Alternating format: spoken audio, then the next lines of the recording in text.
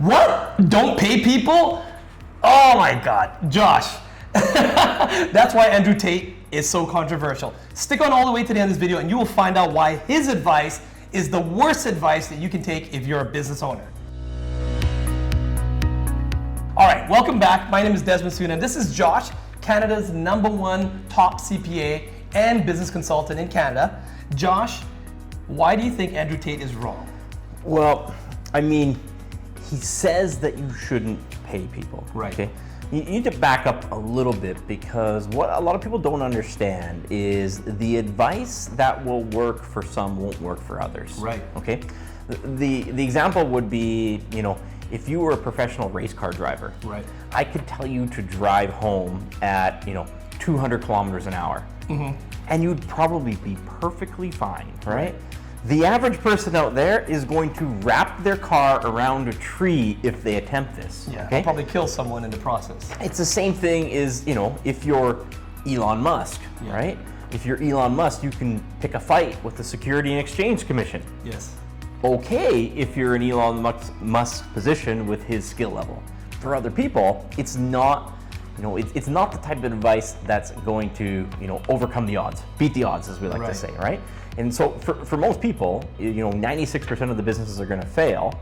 If you pursue low probability advice, you're going to have a low probability of success. Yeah. If you're right? trying to roll the dice and gamble and try to be that one in 100 that actually does it. That's right? I mean, you're banking that, okay, you're Andrew Tate, and let's put the emotional issues aside and the ethical concerns aside just for a second, right? Yeah.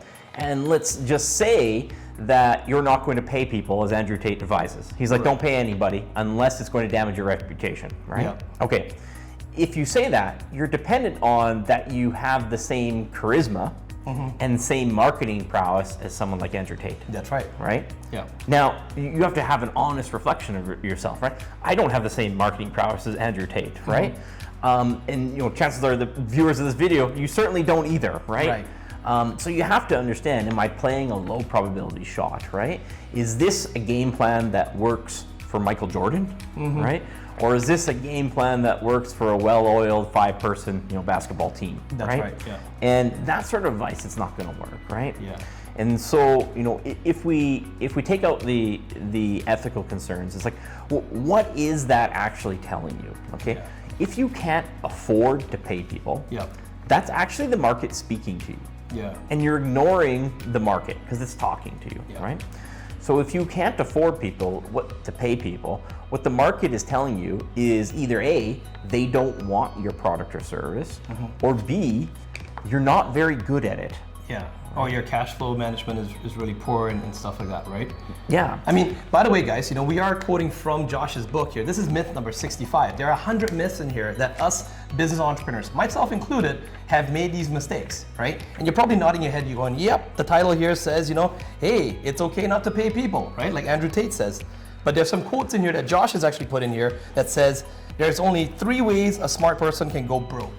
Liquor, ladies, and leverage. And that's from Warren Buffett himself. And the other one is from Sage. 10% of all invoices are either late or never paid. Now, I'll be the first to admit I'm actually guilty of this. In fact, I have contractors who are sitting around me right now at this moment who I've had to delay making payments to, and they're not too happy. Let me tell you that. And like you said, it's about the reputation. But it's talk about what you put in this chapter here, Josh, about that downward spiral, how it goes from 1 to 2 to 3, and then it just spirals out of control. And it's all just a reflection of the business model not working. That's right. You try to convince yourself. The first one is, I got a contractor and we agreed that they're going to be on 30-day payments, right? Yeah. And all of a sudden it goes to 45 days. And it's like, oh, it's just a one-time issue. And then 45 days is 60 days. And then one contractor is 2 contractors. And then 60 days is 90 days, right? And it just spirals out of control to the point where, you knew it was kind of wrong the first time, but then you let it go because you thought it was the best for the business. Yeah. And sometimes you dilute yourself into thinking it's best for the contractor too, because, well, I'm going to keep running and I'm going to keep being their customer, right? But, what's actually happening is the market is actually just telling you they don't want this or you're not very good at it, right? Right. And so what you have to do sometimes is actually shrink, okay?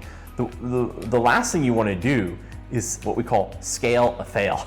Okay. You don't want to try to scale something that's failing because this problem will get worse. And a lot of people think that, well, if I just sold more, I'm going to sell my way out of this, right? Yeah, but it's going to just exponentially focus on the areas that you're weak at, and just the debts are going to get bigger. That's right. Most often when someone can't afford to pay people, it's because their margins are incorrect, right? Right.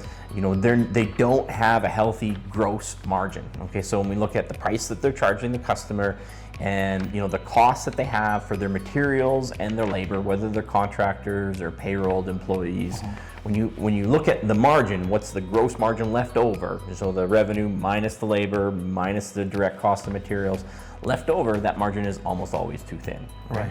Most businesses aren't going to have very much luck if that margin's less than a third, and I'd say less than 35%, right?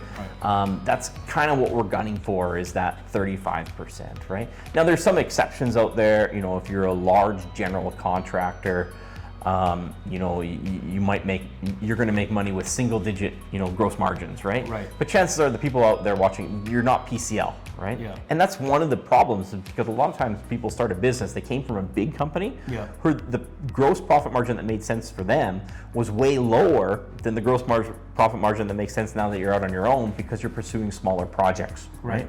5% of $10 million on a project isn't so bad, right? Yeah. 5% of $1,000, it's like you might as well not even get up in the morning. You don't have enough money to put gas in your car. Like, it doesn't make any sense whatsoever. So you definitely need that 30% if you're a small business owner. Yeah, so you need 35%, right? I mean, like, when I see business owners and we have 32, right? And I tell them it's like a third, right? So I mean, 33.333, okay, I can see it, right? I want you to have 35, but let's just say whenever I see 32, you're in the danger zone. It's already a red flag. You're in the danger zone. Unless you're, doing large projects. I mean six-figure projects. So you're consistently doing 100K or more, right? Yeah. Or maybe cost plus 15 or something like that makes sense, right? Or maybe you're building houses and maybe it's slightly lower than that, right? But for the rest, it's got to be 35%. Now, if you're not getting that, the market's going to talk to you, right? And sometimes it's the fact that you have your pricing wrong. You have to adjust your pricing. You think you're really busy, or you're getting projects just because you're buying the work, right? Yeah. If you're buying the work, sometimes that can be okay to get your social proof, but you can't afford to go out there and hire 2, 3, 4, 10, 20 people if your margins aren't solid, right? And so, sometimes it's just the fact that you have to adjust your margins, which is a really significant problem now, post-COVID, in this inflationary world where we're seeing, double-digit, cost increases on certain materials. The price that you had in your head 2 years ago, it's like it was 10 years ago that was relevant, right? Okay. Because the prices have gone up so dramatically that I'm having this discussion over and over with business owners where, they're getting lost in their pricing because everything changed so dramatically, right? And so they have to adjust their pricing dramatically too, right? Yeah. So if you do that, if you have a healthy margin, you are going to be able to pay people, right? Okay. And so, sometimes you're going to have to arrange find terms that are good in your business. For example, if you are a general contractor, generally if you're getting 30-day terms, so if you want to pay your contractors within 30 days, you better be getting paid from your customer in 15 days. Right. So it always should be less from the customer and more from the contractor side. That's right. Right. Unless you have the money to finance it, right? Yeah. And the other thing that happens is a lot of times people aren't paying people because they haven't been paid, right? Yeah. They're waiting to get paid. That's the market telling you that's not a very good customer too, right? And you let that go, and all of a sudden, hey, they were supposed to pay you in 15 days, and then it's 30 days, and then it's 60 days, and then it's 90 days, and then you've done a whole bunch of projects for them, and then they're not paying you at all. Right. Right? Yeah. And this is how that doom loop starts. So, when it starts, the best thing that you can actually do, and this is going to sound so counterintuitive, the best thing you have to do is if you don't have the cash to front it, you should shrink. You should shrink, right? Okay. So you should stop doing work for that customer who's not paying you. Yeah. You should lay off the people that you can't pay, because you already can't pay them now. The worst thing you can do is have them come out and work for you for another week, right? Yeah. So you might have to pare down your staff from 4 to 2, or from 2 to just you, right?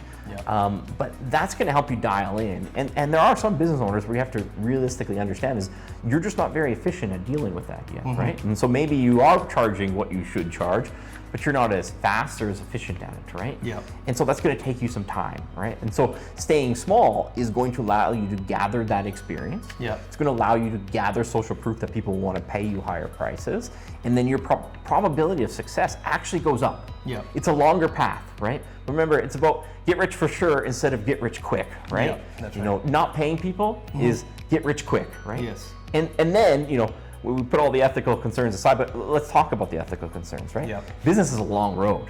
You're not gonna get rich at this in a year or 2 years. This is gonna be a decade. Yeah. The emotional toll that it's going to take not paying people for a decade. I mean, most people quit, who aren't putting themselves through that stress, right?